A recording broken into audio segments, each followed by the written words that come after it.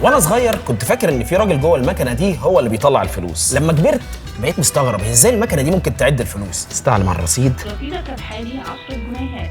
بلاش استعلم على الرصيد خالص. Thank you for banking with us. بس خلينا نشوف الناس تعرف ايه عن الاي تي ام.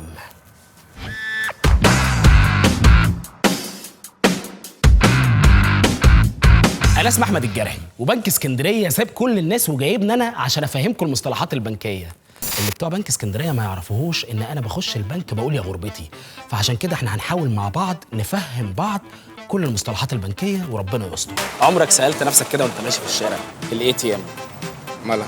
في بنك اي تي ام، في بنك الاي تي ام اللي هي الفيزا كارت. الاي تي ام اي تي ام فيزا، يعني دخل الفيزا بتاعتك تسحب فلوس منها. المكنه اللي بحط فيها بس زي تقريبا كارنيه حاجه زي كده. بكلم بجد، ممكن يبقى ايه لا ال ATM؟ والله بجد كلام. انا بشوف والله لا. بشوفه على المكنه يعني مكتوب اي تي ام. انا طبعا معايا فلوس كتير. حلو. تقريبا.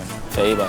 لا هي اختصار انا طبعا معايا فلوس. انا حاسس الله ما فهمتهاش. في راجل بيبقى قاعد جوه، لا ده كانت شغاله كده في حد قاعد جوه، ان في حد قاعد جوه مرفض جوه البتاع وبيكلمك وبتاع. ايه يا عم انت على الهوا، ربنا يخليك يا باشا. مش هينفع كده، ناخد فاصل ونرجع تاني. هي الاي تي ام تقريبا هي اسمها الاوتوميتد تيلر ماشين، بس هي بتتكلم على الجهاز نفسه اللي انت بتسحب منه الفلوس. مكنه التصرف الآلي بسحب منها.